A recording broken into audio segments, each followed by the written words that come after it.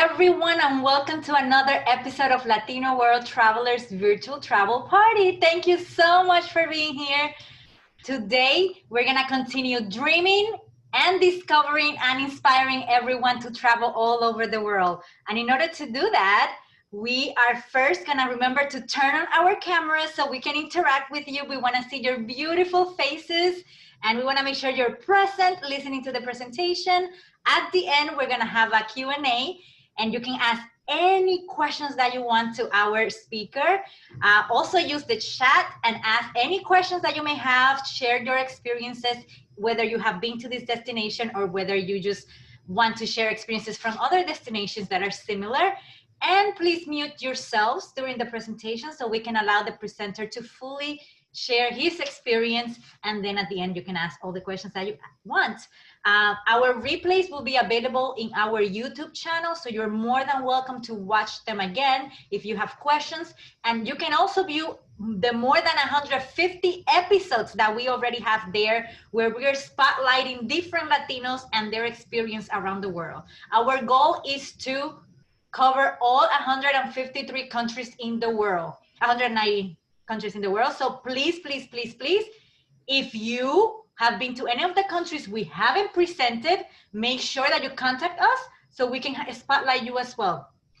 And this whole event, we are here to spark your curiosity for travel. If you do not travel, this is perfect for you. If you travel, this is also perfect for you, because there is knowledge and share that we just want to absorb everything we want to learn, that we can learn. So make sure you're here. Tune in. Today we have with us our amazing Kevin. He is Kevin Kev Worldwide, and he's gonna present about the world wonder Cambodia. So make sure that you stay here, tuned, ask any questions you may have, and we're ready for you, Kevin. Thank you so much for being here. Thank you very much for having me, Vanessa. I really appreciate the opportunity to be able to talk to you guys a little bit about this awesome experience that I went through. I hope that you guys take a little bit away from it, and also get the opportunity to be able to go and check it out. I think that it's a great opportunity for anybody to just be able to leave the city that you're from.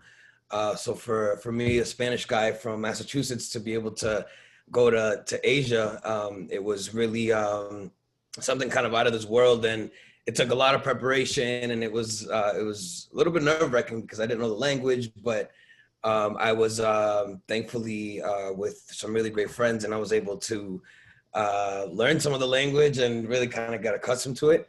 So today I will be just kind of taking you guys through the journey. I'm calling it a journey because it's one of the longest trips that I've ever taken. It was like 15 to 16 days.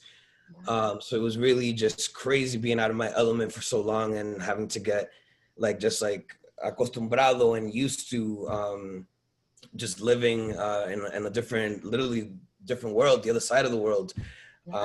So I'm excited to kind of show you guys what I've got. So when did you go to Cambodia, and what made you decide to go there?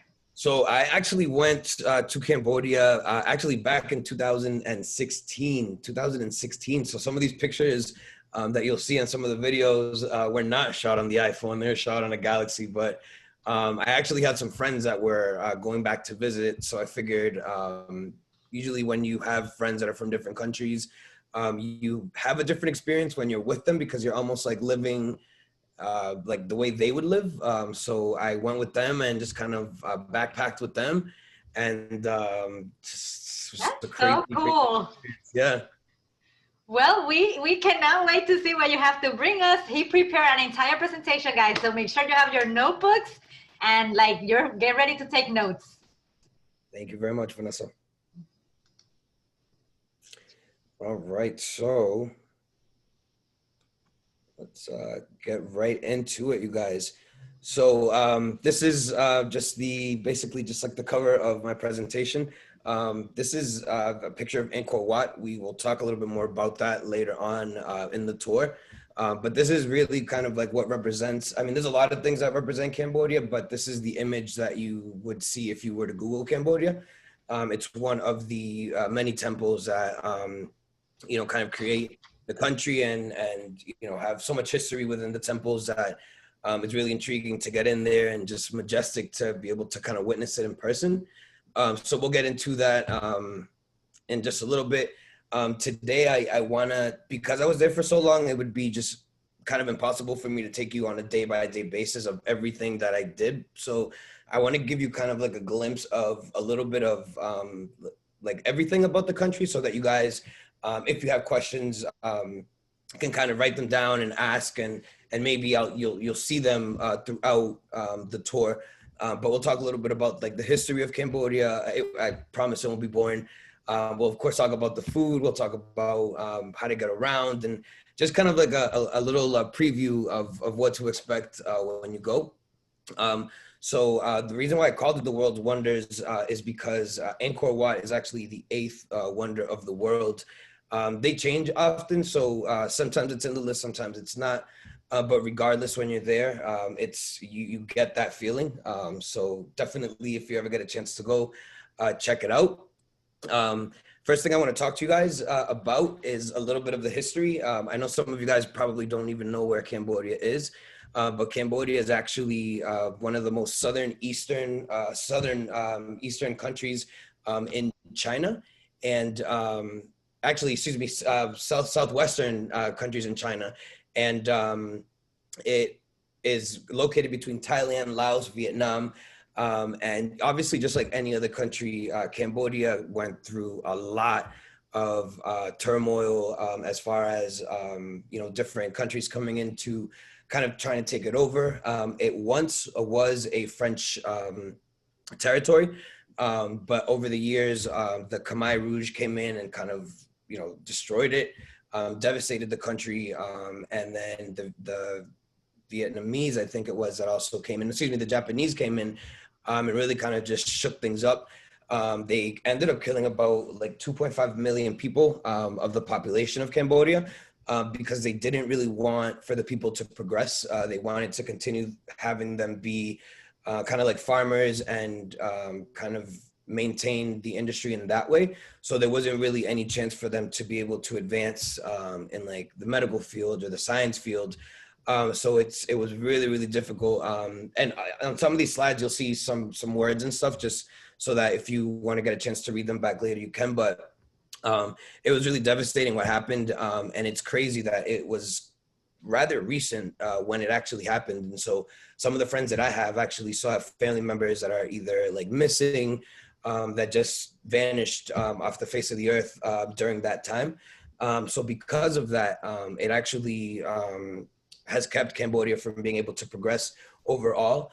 I think now, because of the times that we're in, I think that, because of outside influences and people being able to travel, they have been able to get ahead. They have crazy architecture, which we'll see further down the line.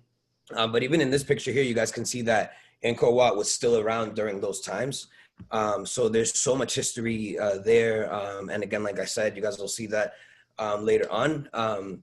But this caused Cambodia to be like super, super poor.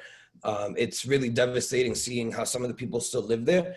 My family is from the Dominican Republic, so I know what poverty looks like. But seeing it kind of reflected there is just, it kind of like puts things in perspective on how like some countries just really don't have an exit and really need to do whatever they can to try to kind of make it ahead. But that's just kind of giving you guys a little bit of the history of Cambodia. Once the Vietnamese went in, that kind of gave way to them being able to get their first prime minister. And I'm not gonna sure how many prime ministers there's been, but the most recent one has been in office since 1998. So it's really crazy how that works. I don't know if he'll be in office until he passes, or how their voting works, but that is something that I'd definitely love to kind of look into the next time that I go. Because Cambodia is so poor, I did a lot of research before I went, and usually when I travel, I try to find places where I can go and donate. I usually do that a lot throughout the year, just because, like I said, I came from a background that could have used pencils and pens and notebooks and stuff. So anytime that I travel, I try to find places that I can, kind of do the same. So I teamed up with my friend that is from there, and we found some organizations to kind of help them. Sorry if it's a little bit loud, you guys. Oh, We found some beautiful. organizations to help them get some supplies. They actually work here for free. So all the people that are kind of overseeing these kids are like totally doing this for free. So it's really kind of selfless of them, and so it was really kind of empowering to be able to be there with them and see how encouraged these kids got to kind of see us and try to learn English, and in turn I was able to kind of learn a little bit about them and their language. I learned some of their letters and stuff like that. But this is where they live. This is kind of like their little courtyard. They have like lunch and dinner and breakfast here. They have like their studies out here. It's literally like you can see in the back. It's literally like just right on Main Street, Cambodia, or Phnom Penh, which is the capital. Um, so yeah, this is where they actually live.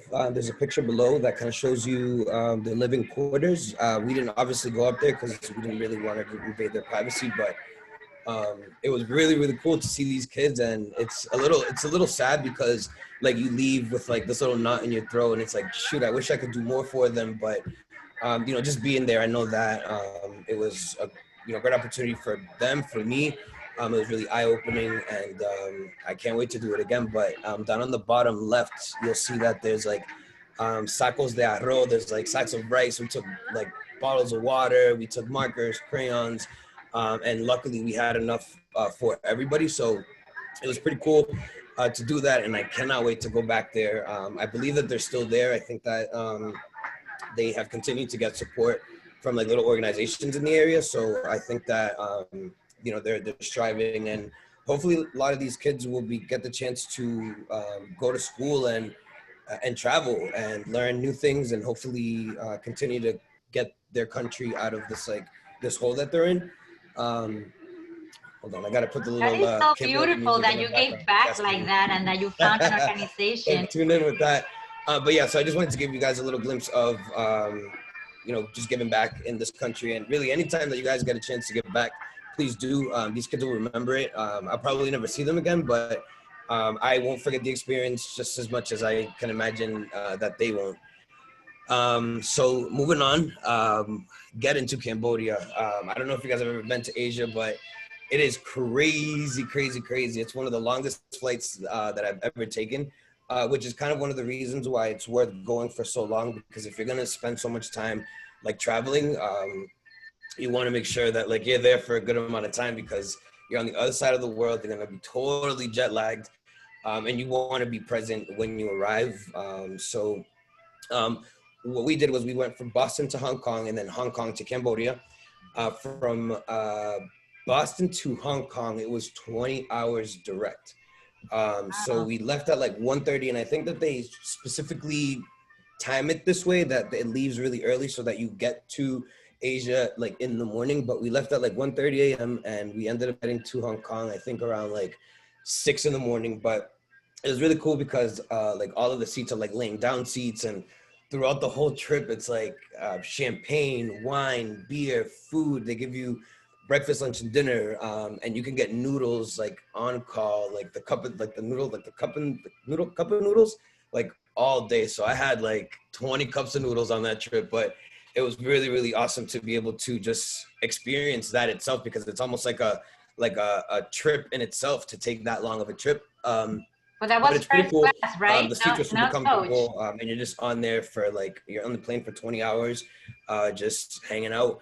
Once you get to once you get to Hong Kong, there's a layover, a small layover, and then you connect. This is actually the Hong Kong airport, which is one of the craziest airports that I've ever gone to, and I think it's probably noted as one of like the most popular and craziest airports kind of like in the world.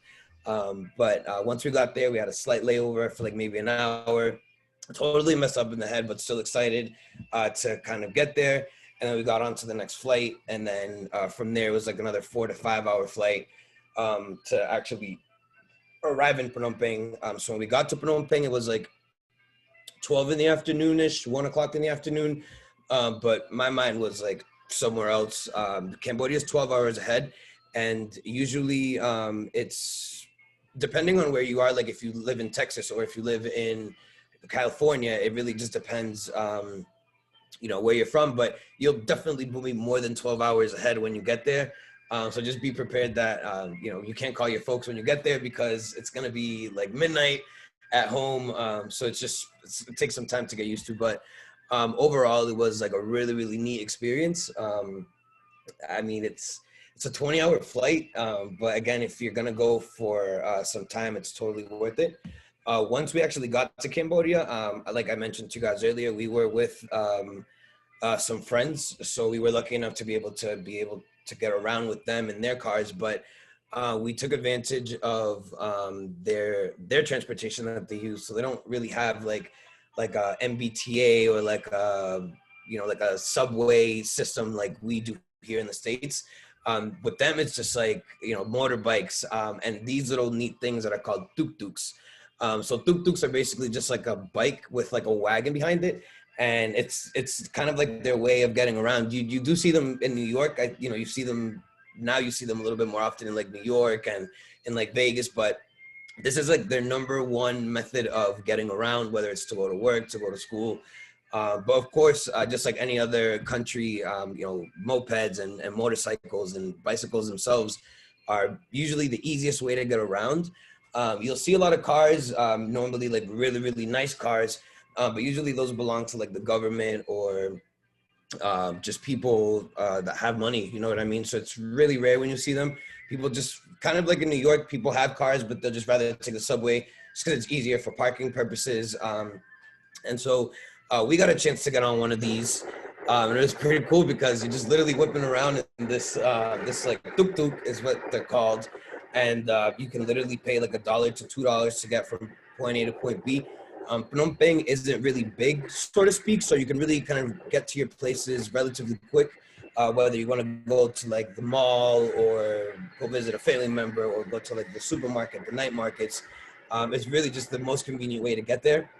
The tuk-tuk drivers are, because they're usually traveling with tours, they try to kind of tell you a little bit about where you're at if they can kind of tell that you're from out of the country. So it's pretty neat. You meet some characters along the way. But it's definitely something that you can't avoid when you're there because that's just kind of like their way of living. But I thought that was really cool. We took them just literally to go around and check the city out. If we saw a temple or a pagoda that was cool, we would just get off and just hang around there. And then when we were done taking pictures, just hop back on and just kind of keep going with the tour. So that's a really neat way to get around. Taxis don't really exist, like the yellow taxi. I know they have, I have a picture of a yellow tuk-tuk there, but what we consider a taxi, they don't really have. If they do, it's like a really fancy one, and not typically used. But it's really neat. So definitely when you get to Cambodia, Phnom Penh especially, definitely make sure you take a tuk-tuk to get around. Walking is really easy. Just like any other country, you always want to be like on the safer side, just because you're not from there and you don't know the language. So definitely walk around like the touristy areas, and you'll know which areas those are. We actually took a tuk-tuk one time, and I gave the driver the name of the wrong hotel. So we were like in the main area, and we start driving down this like really dark alley, and we're like, hey, don't think that this is the right place. So needless to say, we were like 15 minutes away from the place that we were going to, but it was a little bit scary because you're kind of out there and you're like, oh snap, and of course like your phone's dying, and it's not like you're like walking around with a map, you know what I mean? So that was just a cool experience that we had on the tuk-tuk. There was one time that the tuk-tuk, just like took a quick turn and we like almost fell off, and I think that's that picture down at the bottom. I think we were like looking back for a picture, and he turned, and the tuk-tuk like went on two wheels on the side, and it was just crazy. And I think it was raining because the time of the year that we went, it was kind of like the rainy season. They kind of have like a rainy season and a not rainy season, but it rains. It's kind of like right in that middle area of like the equator. So it's like super hot, super muggy, but it does rain occasionally, maybe like every day it'll rain. When did you go that it So was that's rainy season? kind of like getting around Cambodia. Of course, Kevin, if you want to get a limo, you can, but that's not really the best way to do it. Kevin, when did you go that you said that it's rainy season? What was that? When did you go that you said that it was rainy season?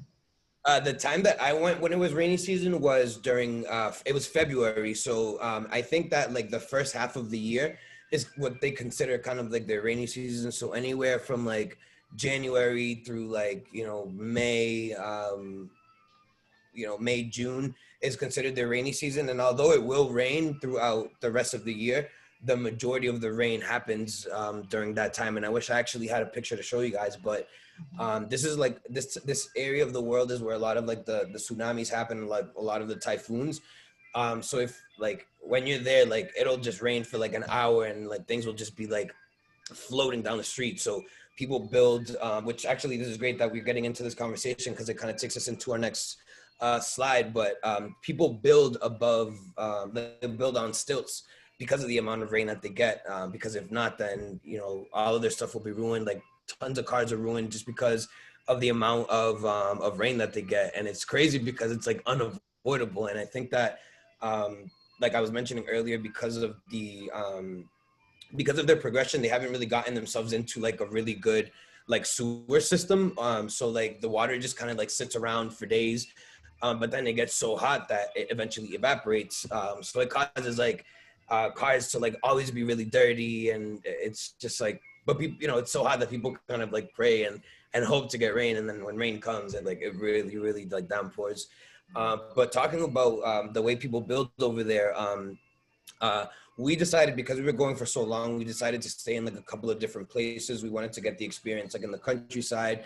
We wanted to get the experience of like the Airbnbs. We wanted to get a hotel experience. We wanted to get like the experience of actually like staying with our friends' families, because I feel like that way you get a really great like idea of how they live and what to expect if you live there, because there's actually a lot of people that move there. And I'm the kind of person when I travel that I'm always like talking to people and just getting to know people. And you will always find people that just one day decided to get up and move to Cambodia.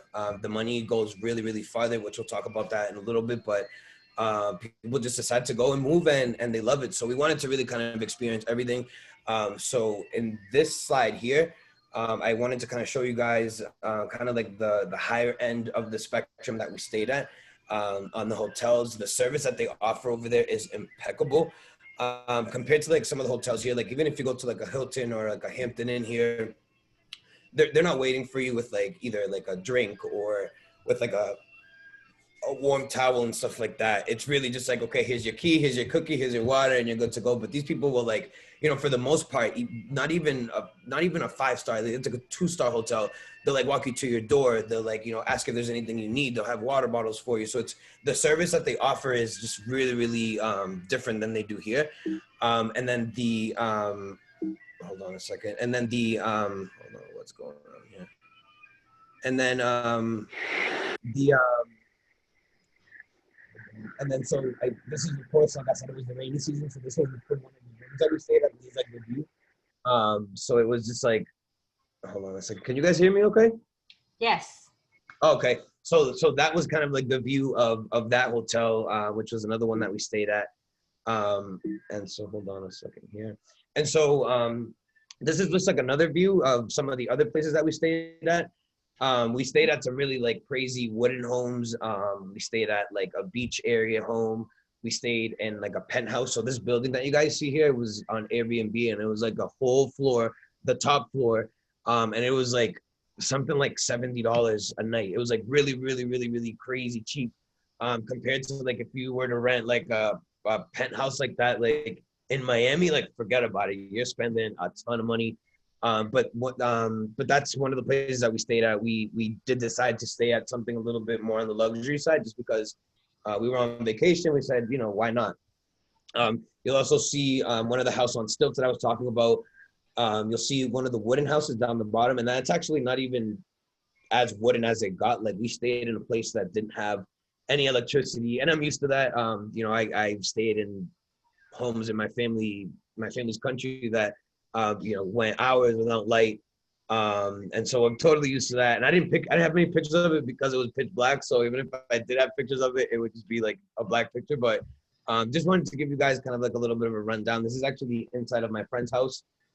That house actually right there on the right. I don't know if it's your right or my right, but on my right, that house gets flooded. Since then, they've done some changes to it. So it doesn't get flooded as much anymore. But I mean, the water would be like a foot up in that house. And then Wow. the bottom right was down at the beach. We didn't really get to experience the beach that much. That's why you won't see too many pictures of the beach here, because it was the rainy season. So that's why it looks a little cloudy like that. But nonetheless, we still took advantage of it. Because of where Cambodia is, there's not like a lot of beach area. There's literally like one section that is beach. And once you guys look at the map, you guys will be able to see kind of like it's just like that one sliver. And the beaches are really different there. They're like really laid back. There's not like that deep like turquoise blue that you'll find like in the Bahamas. It's just very gray, very like something about it in the air. It just looks really like cloudy, and I don't know, but it's a really great vibe. It's like a really cool, different type of beach setting.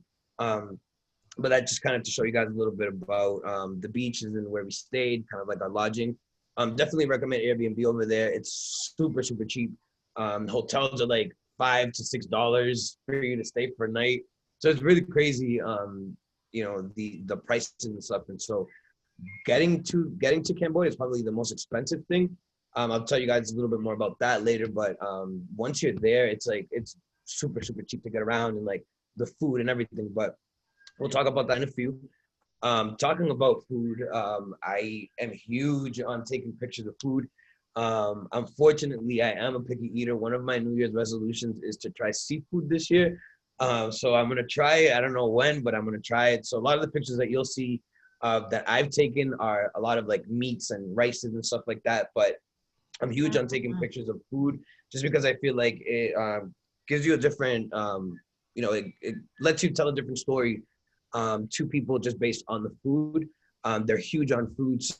And I don't know, something about the gastronomy from like other countries is impressive. It's so organic, the way that they put so much attention and detail to their food in any country that I've gone to, more so than they do here. And I think that here it's just because everyone's kind of like really fast paced and kind of on to the next one. And it's lunchtime and dinner time. Over there, they like put a lot of time into the prep for their food. So really early from the morning, they're getting their food ready for lunch, which is like a whole spread of things. And then the same thing for dinner. You just have like a massive amount of food, and people in Cambodia eat a lot. They eat like a lot. And it's like, there's never people missing food as far as concerned. Like if you're out at like a dinner or something, like, or at somebody else, like there's always an extra plate of rice. Like there's always an extra plate of soup or something. So they cook a lot. So that was really neat to see. But the quality of the food was really, really neat. They cook a little bit different. Obviously some of their spices a little bit different. A lot of their spices have like influences from like China and from Thailand, since Thailand's right next to it. So you'll definitely see a lot of like Chinese restaurants and like Thai restaurants, a lot of Vietnamese restaurants in the area. But obviously noodles is huge over there. Rice is huge. Rice is actually the biggest industry of Cambodia. So it's actually really rooted in their culture. And like literally everywhere you go is just rice fields upon rice fields. So it's with every meal. Spanish people are similar to that. We have rice a lot too, but we usually do like what we call biberes, where it's like potatoes and plantains. I did not see a lot of that over there. If anything, they'll use more like more greens, more like kale-looking vegetables, like more cabbage-looking vegetables, versus we'll use more of like the starchy stuff. But nonetheless, everything was like spectacular. Everything that I had was spectacular. The craziest Making me thing that I hungry saw already. was, what was that? You're making me hungry already.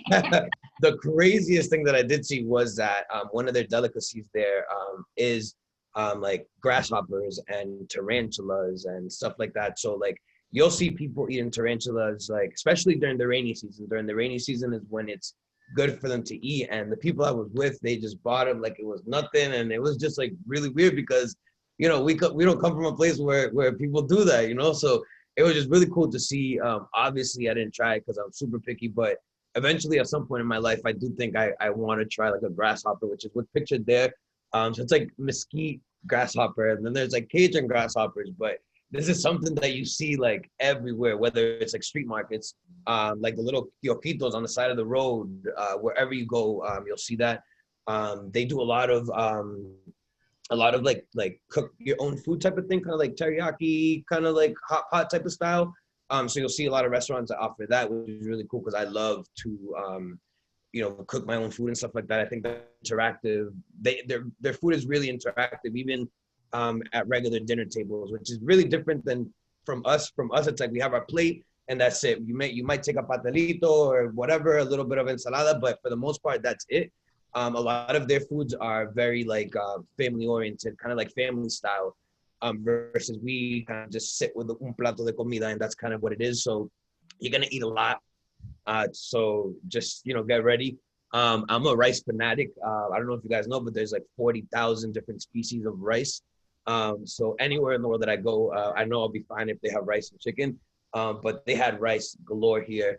And one funny story that I have is one of my friends that went on that trip with us, they eat egg. I don't know if you can see that egg down the bottom on top of that rice, but they eat egg with everything. So we're used to having like egg there for breakfast. They have rice for breakfast. They have soup for breakfast. So towards the end of the trip, it was like maybe like day 12. We're like, this is like natural to us. We're eating rice and noodles every day.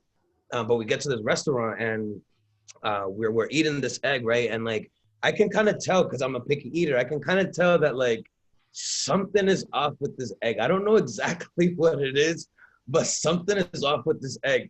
And my buddy, he's just like starving. He's like going through it. And then so I asked him like, hey, what kind of egg is this? And they were like, oh, it's a duck egg, like totally normal because this is something that is normal for them. And who knows how many duck eggs we had eaten in the past like 2 weeks, but this specific egg, the yolk was just like orange. So needless to say, when my buddy found out that I put the egg to the side. Needless to say, when he found out they were duck eggs, he was like on his last bite of the egg, and the ride back was not a pretty ride. But that was like the funniest story that we went through with the food there. But overall, you're gonna find something you like. If you like gingery food or peppery food, they use a lot of lemongrass, so you'll see all of those things there, but don't be worried because you will definitely find something to eat. What is that drink there? What was that? The drink. What is that drink? Yeah, what that drink kind of juices it's kind of like their Mai Tai, but Mai Tais are different. Sometimes the Mai Tai is like pink, sometimes it's orangey, sometimes it's red. This one happened to be yellow, and I took a picture of it and I posted here because it was like the best drink I've ever had. The red on top was kind of like a sweet, kind of like a sugar. It was like really weird. It's almost like, I don't know. It was weird. A little bit spicy. I don't know. It was weird, but it was really good. But talking about drinks, that beer that is next to that soup, that's the Encore Beer. That's their national beer, and that's actually the same name of that temple. So that's how heavily like important that temple is to the country. That it's like it's their beer, and they drink a lot over there. Like we taught them how to say cheers. And so I think, because the language barrier, they didn't really have any other way to communicate. Like they couldn't just say, hey, so what's up? How's the United States? It was just like cheers and cheers and cheers and cheers and cheers all night. But it's really, really great. That's a little bit about the food. I wanted to talk to you guys a little bit about the religion. And I hope that you guys kind of see what I'm doing here as far as the tour goes, and kind of taking you guys through all of like the main aspects of Cambodia, because I think that go regardless if you go for a week or 2 weeks, you're gonna experience all of these because that's kind of like the way the country's built. But religion is huge over there. For the most part, everybody is religious. About 80% of the people of Cambodia are the Theravada Buddhism religion. So that's just from ages and from influences from Vietnam and from China. But then the other 20%, because of like outside influences, have gone into Islam and atheism. And that's because India is really, really close. Like you can literally grab a boat from Cambodia to the India area, or like that, you know, yeah, like I guess India, like, so yeah, India is basically where you would get to if you were to go across. So I think that that influence there, because of trade and stuff like that, has really rubbed off on the Khmer people. Um, but monks in the orange suits is something that you'll see everywhere, because religion, you know, is heavily practiced over there. I think more so than here, because the United States is so big. There's so many different religions that there, because it's so unified religious wise, you'll see a lot of the monks practicing it like every day of the year. The only reason I took a picture with these monks is because I saw other people taking pictures with the monks. So I was like, oh, it must be all right. Because at first I was like, damn, I don't want them to think that it's kind of like, you know, disrespectful to ask them, but they're totally cool with it. Especially in that area that we were at, that's kind of like the most touristy area. So I think these are the types of monks that want to get out there and meet these people too. So it was really neat to kind of just hang with them during that time. But we went to like a ton of different pagodas. Everywhere you turn, there's going to be like these temples. And a lot of them are open for you to just be able to go in. So definitely take advantage of being able to check these out, because each one is different. Similar to like the temples, I think the pagodas represent the temples, or vice versa, where each one that you go into kind of tells a different story, all while telling the same story. But religion is something that you're going to experience there, whether you like it or not, just because it's heavily religion is a backbone for the country. And it's one of the most beautiful things about the country, really, is just learning about that. They have their own New Year. So they just celebrated New Year's with us 12 hours ahead. But they do have their own New Year that is the second week of April, and usually lasts about 3 days. But then their huge celebration is Ancestors Day, which is similar to El Dia de los Muertos, or Halloween for us here in the States, which is said to be kind of like when the dead is especially active. And usually it's the same time, and it's like the middle of September towards like the end of September towards like the middle of October. So it kind of falls into that same kind of realm as, you know, a lot of the other religions that celebrate ancestors as well. It's just that theirs lasts 15 days. So they actually get like 15 days off, and they're just, you know, having carnivals and parades throughout the city, and even throughout their own towns for those 15 days. And it's like a lot of food, and that's usually the time of the year when the pagodas are most heavily visited. And it's because people take their offerings, and they'll take food, and they'll take fruits, and there's a lot of prayer going on. Because of course, like I said, that is like probably one of the most sacred times of the year for them. And I want to almost compare it to like what we consider kind of like our kind of like, I definitely, of course, like our Halloween, but it's almost like Easterish feel to it. Like it has that like deep rooted connection to them that for those 15 days, it's almost like it's like the level of respect for the religion is like highlighted that much more. There's so much more for me to learn. This is just what I gathered from being there in the 15 days. But if you guys are interested in learning more about that, I would definitely recommend it, because it's a beautiful religion. And there's actually a lot of people that I've met that are not Cambodian or not even Asian that have converted to Buddhism. And it seems like a beautiful, you know, thing in general. I think that it kind of is you, and, you know, if you like it, look into it. It's great for meditating, but it's really, really great. For me, it was kind of like eye-opening, because I had never been to a pagoda here. I'd never been to like this type of temple before. So it was like, you know, like, do I, you know, can I speak? Like, I remember one time I went in and I was kneeling incorrectly.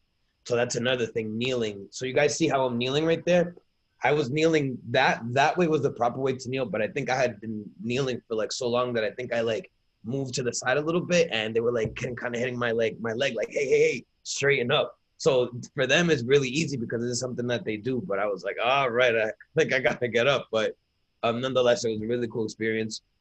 And then I want to talk to you guys now about, let's see what's going on. Hold on, guys. Where are we? The culture, religion goes right into the culture of the whole country. You know what I mean? It's a really beautiful country, from like what they wear to their food that we talked about, to some of their people. to the different celebrations, the weddings, the funerals that they have. Everything is like a really big event for them. I mean, you know, I got a chance to go to a wedding. We were like around an area that they were having a funeral.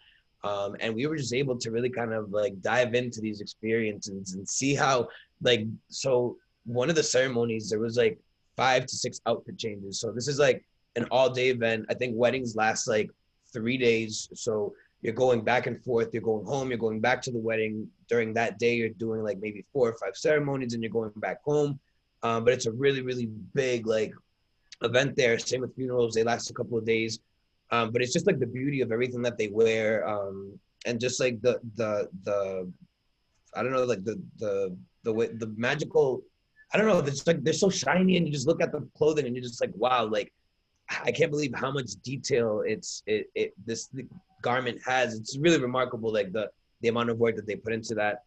One of the things that I highly respected about Cambodia is that wherever the Buddhism religion is practiced, basically at home or in the pagodas and like their churches, everybody takes their shoes off. Like you're not taking your shoes off to go into like the restaurants and stuff, but you know, everywhere that you go that they, you know, that they worship Buddha, you're taking your shoes off. And, you know, I think that's beautiful. Like, you know, we don't do that here because there's so many different cultures and so many different religions, but I just thought that was really cool. It's something that is engraved in their minds and their memories. So it is like automatic to them when they get to their doorstep to take their shoes off, which is like crazy. And that's why I took a picture of it, because for some reason, this was a family that went into a restaurant. Actually, believe it or not, this was at a restaurant that we were at. And they went in, and when we were walking out, it was pouring, by the way. This is what I saw. And I just thought that it was the mom, the dad, and their 3 kids. And I was like, this is a really cool picture. You know what I mean? And that's something that you'll see a lot. Their language is Khmer, which I brought that up as part of culture because it's, you know, a big part of their culture, of course. I don't know if you guys can see their lettering here, like their scripture on the right-hand side, but that says thank you, which is kind of like a plug saying thank you guys for coming to watch and join. But that's how they write. So it's really, really neat to see, you know, what they do, how they do it, how they learn. But again, English is now frequently used over there because of outside influences. There's been so many people that have been traveling, so now they do practice English at their schools, which is why I put that that picture of the kids there. This was actually another organization that we went to, but as you can tell, these kids kind of like have like a uniform, so their school is a little bit more unified. They're learning the English language there, which is awesome because this is just going to help the country continue to be able to progress in the medical, the science field, you know, in the fashion industry, in the architecture world. So it's just really neat that the way that these people are raised in their culture really, you know, makes them be like really awesome human beings. And I don't know, something about their culture is something that is one of the reasons why I will go back to Cambodia. And so now I want to talk to you guys, like, you know, I guess like the highlight of the trip, which was Angkor Wat. This is the 8th wonder of the world. It's the most iconic, although there's like 1,000 temples in Siem Reap, which is the town where the Angkor Wat is located. The Angkor Wat is like the biggest. I think it might be one of the oldest, but I think that this is where like I don't want to say the king, like I guess the person that was in charge during this time, this is where they lived. So a lot of their families grew up in here. And what's awesome is that all of these temples are made with sandstone, and there's no like cement holding them down. This is all gravity holding them down. So throughout the years, of course, because of weather, and because of the malicious people just in the world, there has been a little bit of destruction, and of course, just nature itself taking its course, really kind of did a number to it, but it's really, really beautiful. They get about 2.5 million visitors a year. And you know, you need more than just a couple of days to be able to check this place out, just because there's so many temples. When we went, we kind of did it kind of like an on-the-go type of thing. We didn't really plan which temple we wanted to go to, besides the Angkor Wat. So once we were done with the Angkor Wat, we just kind of went around and saw the other temples that were there. But when I go back, I know I'm going to go back to some of the other ones, probably go back to some of these ones that I went to. But every time that I go I mean, every time that like you go, or every temple that you go to, it's going to be a different experience because you're going to look at it a little bit differently. Shoot, even the way you feel might have you look at it a little bit differently, but there's like hieroglyphics everywhere. And so you'll notice when you go in there that there's just like, this is from my Galaxy phone, by the way. If they would have been iPhone pictures, it would have been a lot better, but they don't look too bad for being 4 or 5 years old. There's a lot of hieroglyphics, and then you'll notice a lot. I don't have too many of them pictured here, but a lot of the like the statues' heads are cut off because, similar to like elephant trunks, people would steal those and sell them as, you know, for like big money. So one of the things that was going on during the Khmer Rouge was they were coming in there and kind of stealing those things, and people from different parts of the world came in and just stole from them. But now it's a really heavily protected area, and of course, it's one of the world's wonders. So because of this, it is very, very highly protected. But again, everywhere you go, every crevices of each temple is just like a different feel. And you know, you'll see like so many beautiful different things. Of course, like I said, it was the rainy season, so you definitely want to make sure you have your umbrella with you at all times, because you just never know when it's going to rain, or when it's going to be like scorching hot. But all of these hieroglyphics and all of these designs that you guys see on these temples were made by hand. Of course, they didn't have like machines that did all this stuff. So throughout the years, you know, they've kind of like fell apart a little bit because of rain and stuff like that, but they all tell a story. So whenever you go into these temples, depending on how much research you do on them, you're going to be really intrigued by the stories that these temples tell. And what a lot of the stories that the temples tell is what they were going through during the times when they were being, you know, when their country was being taken over and terrorized. So it's really, really interesting how everything is kind of like full circle for these temples and how they're still standing today. It's really, really impressive to see. But like I said, there's like 1,000 temples. So it's really, really difficult to be able to get to all of them. I did go to the more popular ones, like the Bayon Temple and of course Angkor Wat. But next time I do want to go see some of the smaller ones, because I feel like, you know, there's richer history behind the small ones that is just kind of being waiting to be discovered. So that's really cool. That was really kind of my highlight of this trip. Like, it wasn't even the beaches, because Cambodia is not really a place you go to the beach. This is kind of like what you go do. So I felt like an archaeologist, and I'm like, what am I gonna discover today? So I'm on my Jurassic Park tip, you know what I mean? Just trying to like, you know, learn and you know, check out these hieroglyphics. But that was a really neat experience. One of the really cool things about this area specifically is that they have a ton of monkeys, and the monkeys will just like come right up to you, and you'll give them bananas, and they have like stands with people selling the bananas. So it's really neat. They just come up to your car, you can just feed them. A lot of them, you know, some of them are a little bit fresh, but for the most part, they're really, really neat creatures. They're really smart. Unfortunately, they do have elephants for captivity. So people do ride those elephants, but they're really, really well taken care of. So that's, you know, an elephant is like a big, big sign, not a sign. It's like the elephant is like a really big representation of the country. So they use them in a lot of their hieroglyphics and a lot of their like, you know, their culture itself. You know, it's just a really known animal. But the monkeys are just like something else. They're super smart. They're everywhere, literally in Angkor Wat. They're everywhere. So you're more than likely gonna get a picture of them or a video of them. Definitely not the monkey on you. I don't think that would be too sanitary, just because, of course, as you can see, they are in the trash. But nonetheless, that's that. And then I wanted to show you guys these dogs. This is actually Jake down at the bottom, the brown dog. His name is Jake, and Jake means banana.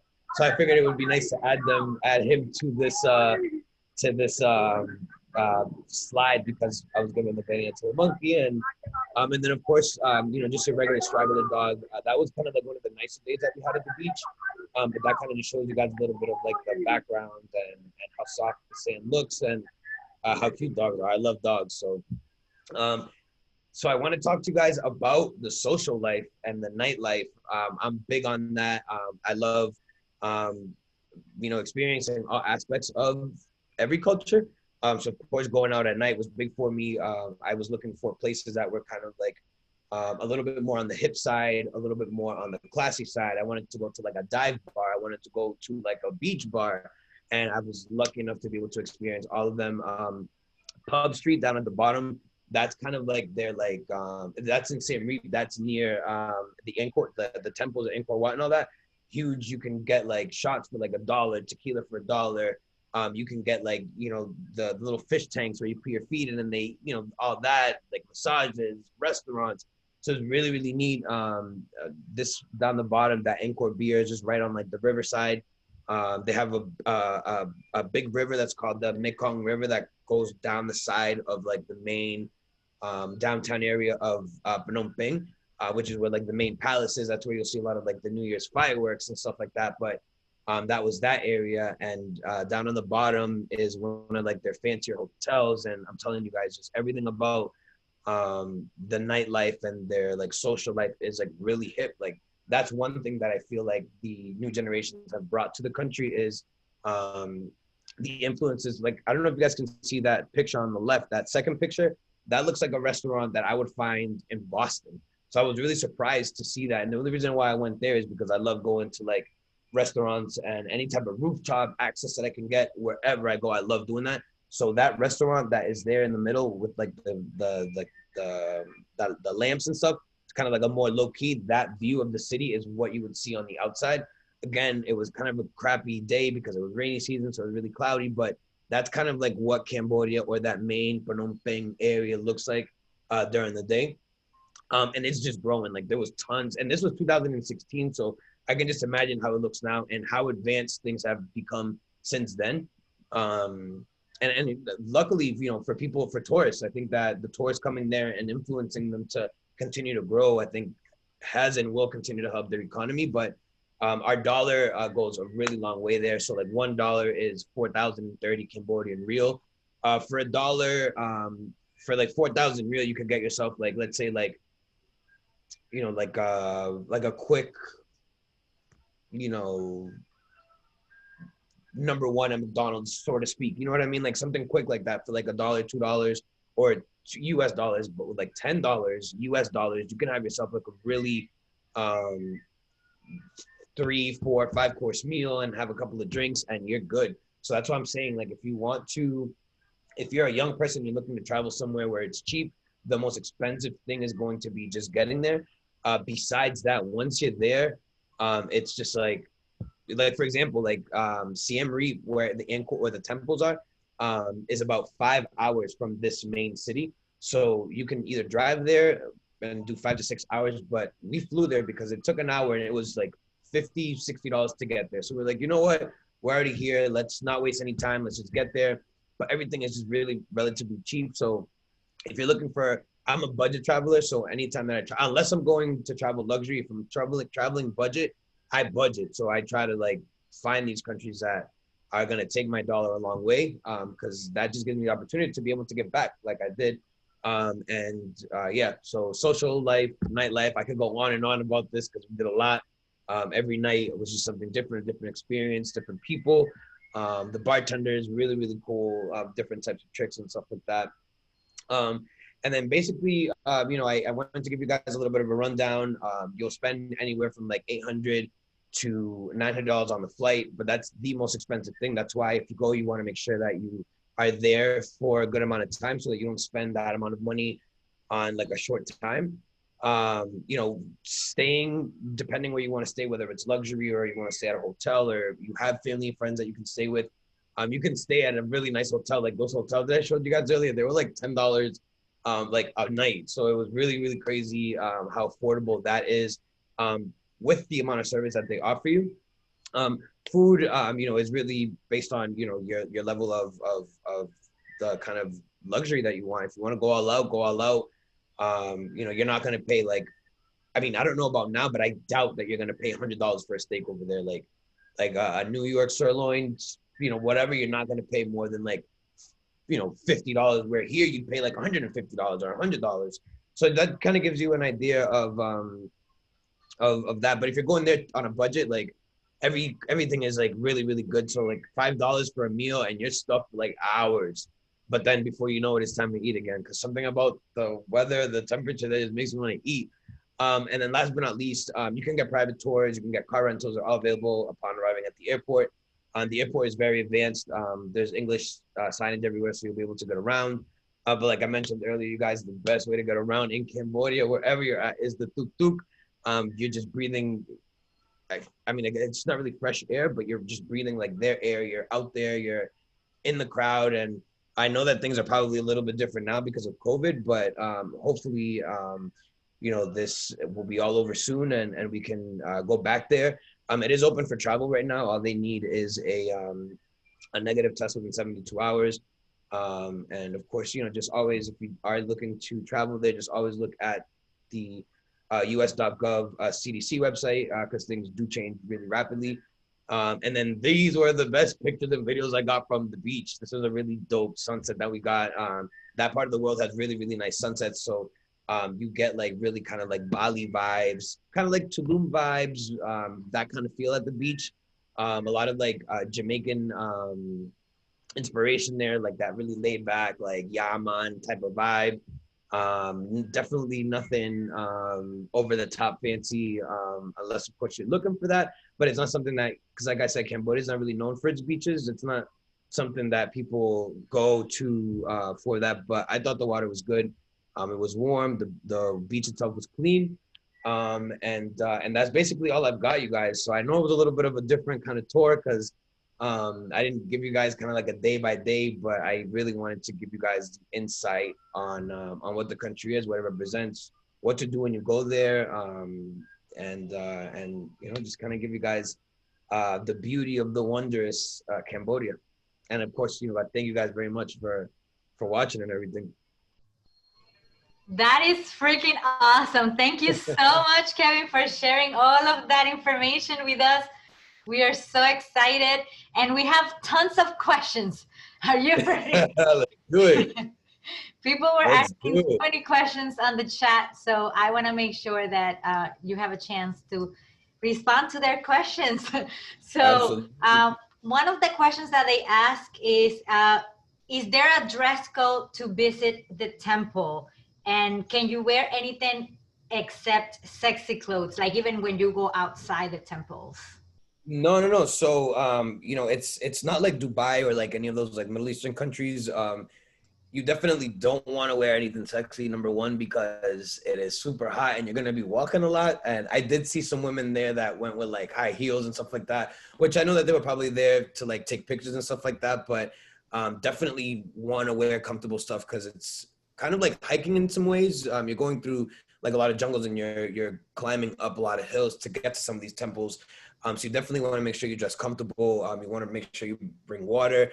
Even though there's like little kiosks and like coconuts and stuff all over the place that you guys can get and kind of stay hydrated that way. Mm-hmm. Yes. Another question is there a cable car to the temple? There is not, unless they've created one now. When I was there definitely was not. So when you get to the temples, basically what you do is the temples are in Siem Reap. So you stay at a hotel or at an Airbnb in Siem Reap, and then you take a tuk-tuk. Literally, you take a tuk-tuk to the temples. All the temples are really kind of like in the area, so you can literally take a tuk-tuk from one temple to the next temple because there's like a map. Like once you actually get in there, there's a map of where everything is. So if you look at those maps before you go there, you can plan your day out accordingly. And what's awesome, and this is what we did, is you can get really cool with one of the tuk-tuks, and that tuk-tuk is your tuk-tuk for the day. Oh. So once you have them for the day, like, they obviously it's just kind of like because of where we come from, like you automatically want to tip. So they know that tourists are going to tip. So they treat you like the utmost respect and like they wait for you literally wherever you are for how you want. But that's kind of like how you get there. If they have a cable car, that would be pretty cool. That means that the country is advancing. Yeah. How much is that tuk-tuk if you want to get it for the whole day? I think we paid like, because there was two of us I think there was like three of us in the tuk-tuk because it fits up to four. I think we paid something like $25. I think we maybe gave him $30 for the whole day. And this is, he took us somewhere to like go, he took us to go eat, like a couple of different places to go eat.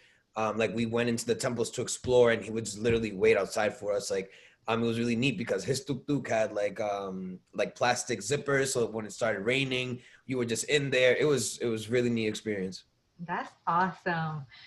Serena asked, "Did you eat the spider?"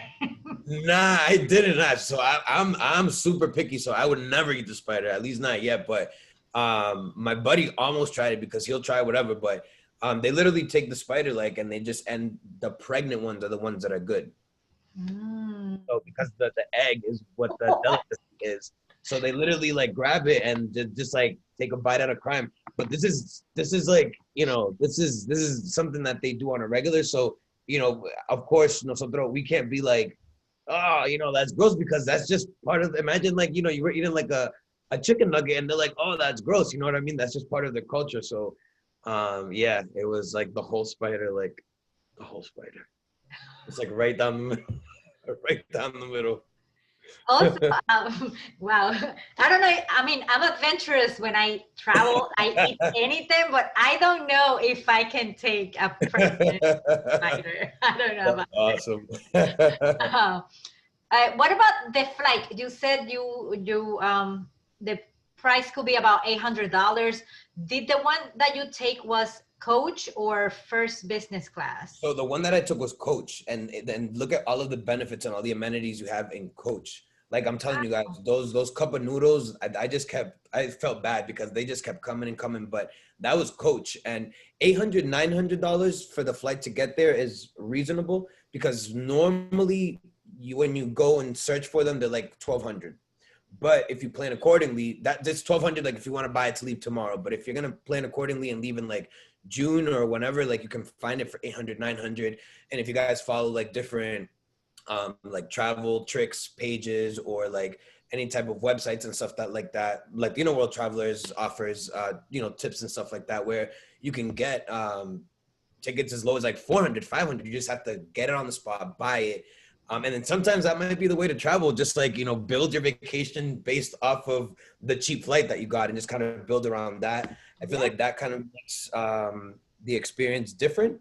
But yeah, that's the only thing that's expensive about getting there. And because of that, when you get there, like because you're paying so much, if you have the time to bounce around that part of the world, do so, because it's going to be way more cost effective than coming back to the States and then having to fly back. So while I was there, I did get a chance to go to Thailand for a few days, and Hong Kong. I was able to spend some time in Hong Kong. So I'll probably catch you guys another VTP at some point. So how many days do you recommend in Cambodia? Like, is a week good enough, or A like you week, can do it in 3 days? a week is good enough. It was I was there for longer, and it's different because I knew people there. If you don't know people there, then you don't have to be there for more than a week, unless you really really want to get into like their culture and like really really be there. And then some people do that. Like Angelina Jolie has a lot of land in Cambodia because she went one time and she loved it, and now she like bought this like protected part of Cambodia that nobody can touch because it's hers. Wow. Yeah, so read into that. That's pretty cool. And she's filmed like a ton of movies there and stuff like that. But yeah, it's pretty neat. So I definitely recommend, like, if you want to take advantage of it, go for like a full like leave, like let's say like Saturday morning, so you have Saturday, Monday, Tuesday, Wednesday, Thursday, Friday, and then come home like Saturday, Sunday. Yeah. But It within takes those, like a full day to travel there. yeah, exactly. So like, and even within those days, like you can do the temples in 3 days and then fly from there to Thailand for 2 days. You can do that. You know what I mean? And then fly back to Cambodia. So it's just like, there's a lot. And if you guys ever want to get like, I have my itinerary from when I went. I can share that with you guys if you guys ever want it or want to see it. I know things obviously have changed now. I know that price is probably inflated a little bit just because of the times that we're in and stuff. But for the most part, it should still be the same. Which were the cities that you went? We went, the main city that we land in, where like the capital of the country is Phnom Penh. But I went to Phnom Penh. I went to Siem Reap, which is where the Angkor Wat and the temples are. I went to another place called Sihanoukville, which is the coast where the beaches are. And then there's like, I remember one of them was,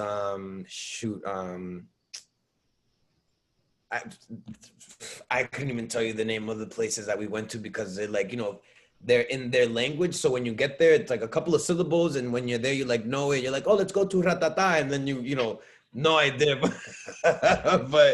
But yes, but we went to like a lot of different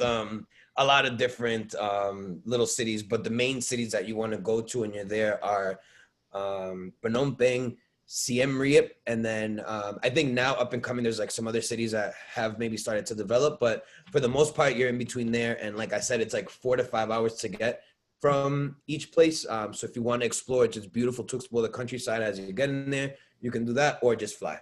Mm-hmm. Awesome. Okay, guys, if you have any more questions, definitely you can write them on the chat or you can unmute yourselves and ask the questions yourself. So this is your chance. Take advantage that he's here to answer all of our questions. In the meantime, what was your favorite food? Well, my favorite food that I hadn't had before I went there is called pho.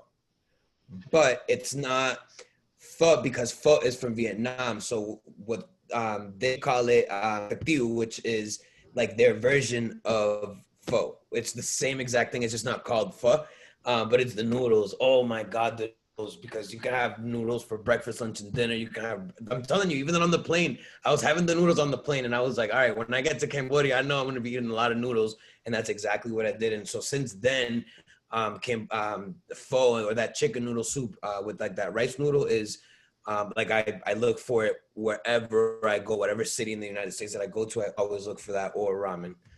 Thanks to Cambodia and like the effect that it had on me, because there was a couple of nights, obviously, when you have a couple of drinks, the soup helps. When you're hungry, the soup helps. If you don't feel good, the soup helps. So the soup is like just like a remedy for like everything. But Even if it was it's awesome. hot? That was what was that? Even if it's hot, the weather, you still...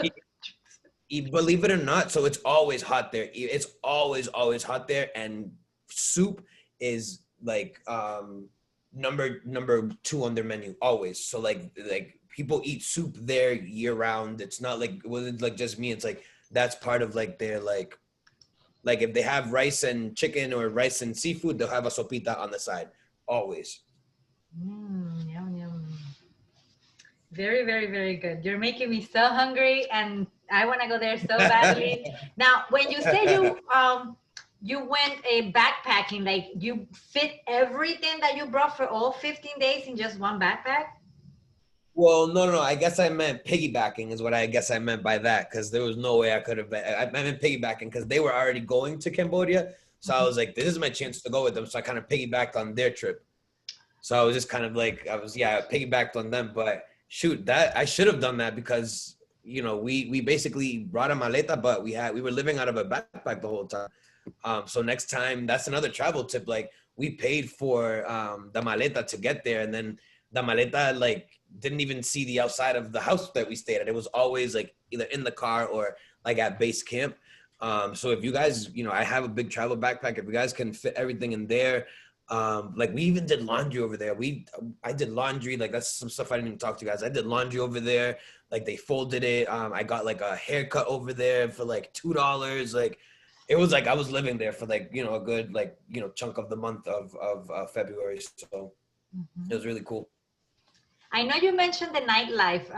What kind of music do they play? Is it like their music or do they play American music? So because we were there, I think they were playing a little bit of like the American, but they have their own music in like the American fashion. So it would be like Jay-Z, but Jay-Z from Cambodia. They're huge with music. So they have like we did like a ton of like karaoke. Karaoke is like the go-to thing. Like here we would go like, oh, let's go bowling. There it's like, let's go karaoke. So karaoke is something that we did. We got like a private room and you like, there's like a bartender in there. But their music is just kind of like rap, hip hop, R&B, just in their language. And you're listening to, you're like, wait a second. This sounds like Elvis Crespo, but it's in Cambodian. You know what I mean? Like, I swear to God, you're like, wait a second. I'm not like, this is not fooling me, but I think that influence, because of the karaoke, I think that's why they listen to so many like Western styles of music and have created their own to be the same way. The $1 million question. Did you Yes. see any other Latinos there? Besides the two friends that I was with, Uh-huh. um, if I did, they were like out of like, because okay, so when we went to Angkor Wat, that's kind of like where the majority of the tourist people, definitely not in Phnom Penh, in the city, in the capital where I was at, in the temple. Out of like the 10,000 people that were there, like three people were from Spain. Not even like my like not even like Latino from like my part of the world, like the Caribbean or like Central America, from like Spain. So I would love to be able to see, like, next time that I go, I would love to be able to see, like, I'd be like, mira ese dominicano, or look at that Puerto Rican over there. You know what I mean? I think that would be huge. Yes. And the other two people that were there with me, they were Puerto Rican, so it was cool because they were able to kind of experience that as well, being from two different cultures. But yeah, it was pretty cool. Mhm. I hope to see more next time I do go. Yes, and that's why we're doing this, because sometimes people are scared to explore that territory. So you're Exactly. sharing your knowledge so they don't feel scared, and so we can spot other Latinos there. That is the whole goal why Latino World Travelers That said exists. she found a Dominican in Iceland. That's awesome. She recorded her saying she was Dominican because it's really rare to find another one. That is awesome. Yes. So you said that you flew to the temple because it was like about a 5 hour drive and it was just easier to fly. How much was the flight and The what flight, airline did you use? it was like an international. I mean, it was like a domestic airline. If you guys ever need it, but it was something like Siem Reap Air. It was like they literally fly from Phnom Penh there. It's like their service going back and forth. I think we literally went into like an agency and bought it, and like we were just like, oh, do you guys want to walk? Do you guys want to drive? Do you guys want to fly? We were like, oh, let's fly. Let's see how much it is, and it was like $60 or something like that to get there, like round trip. Plus they give you like food and stuff on the plane. Like it's de otro mundo. Like, and that's Did on you like an hour. did you come back the same day or did you stay there for? We stayed there for 2 days, so we explored for 2 days. So like, let's say, I think it was maybe day 5 or 6. We flew to Siem Reap. We did half day temple. Then we did nightlife. Then we did full day temple, and then nightlife, and then we flew out the next day. I think our flight maybe left like at 9-10 in the morning, which got us back by noon, and then we were able to kind of do another half day event back in Cambodia. I mean, well, in Phnom Penh, in the main city. Very, very, very cool. Uh, Very nice. Okay, guys, do you guys have any more questions? Like, make sure you take advantage that he's here. I mean, your presentation was like very thorough, so maybe that's why they don't have a question. So let me No, see. but that's awesome. I really appreciate you guys, everybody tuning in. I hope that, I've inspired you guys to maybe not go to Cambodia, just to go anywhere that you maybe thought that you could never go, or that you were scared to go. I think that it's just about getting out there, and I never thought I would be going to Cambodia, but I went, and that helped me discover other areas, and that, other countries in that area that I want to check out. And but just don't be scared, put your best foot forward, and just make it happen. Absolutely. And I just want to share a couple of things with you before we leave. Please connect with us. We have a platform in the Facebook group where we share exclusive information, articles, news, the travel deals. I just posted a travel deal to, it had Ghana, Morocco, and I forgot the other country. And I got a flight for $250 to Morocco. So I'm going to be in Casablanca, guys. That's And I bought awesome. it the furthest that I could, which was the end of September, just in case Kobe wanna mess up my plans. Because, yo, Kobe messed up so many of my plans that I'm like, no, not again. So please connect in our Facebook group. We have so many Latinos there that share their experiences. You can ask any questions about any country, and there is always going to be someone who can answer your questions. And we also have our Instagram platform where we use it to feature Latinos. Because one of the things is we don't see Latinos when we travel, but somehow we are traveling. So we want to use the ones that are traveling as inspiration for you to feel empowered to make it happen for yourself as well. And to find other people, other Latinos. You know how many connections I've made through Instagram and through Facebook with so many other Latinos that are all around. We have Latinos in Germany, in like Latinos from Mexico who live in Costa Rica, and like things like that. So definitely join our platforms, Instagram and Facebook. And if you want to make a donation, more than welcome. We do these events for free, so you can have information that you can rely on whenever you want to travel. Check our YouTube, where we have over 50 episodes of 50 countries that we have already covered. You may PayPal us if you want to make a donation, or support us by purchasing our merchandise in our store. So that's another way that you can support us. We're gonna bring in many different new items in this week actually coming up. So I hope that you can support us by purchasing in our store. And we have a couple of upcoming events, so mark your calendars. Marca tu calendario. The first Thursday of every month, we host a virtual travel party. So February 4th, March 4th, and April 1st are the next couple of, we're gonna have Israel, Ghana, and I can't remember the last one, but just make sure you definitely save the dates in your calendar and sign up. And I want to say thank you so much, Kevin, not only to you, but also to all of you who just came here, guys. Thank you so much for supporting Latino World Travelers and for supporting our Latinos who also travel the world so they can share their experiences. And, you know, they do it from the kindness of their heart. They don't have to be here if they don't want to, but they want you to know this, their experience, so you can also go out there in the world and experience the world yourself. So thank you so much, Kevin, again. And thank you for everyone who came and asked questions and just participated here. Looking forward, if you want to rewatch this, the episode, we're going to post it in our YouTube. So definitely check it out. And have a beautiful evening. Woo. Thank you, guys. Thank you. Bye, you guys. Thank you so much. You're welcome. Bye. Later.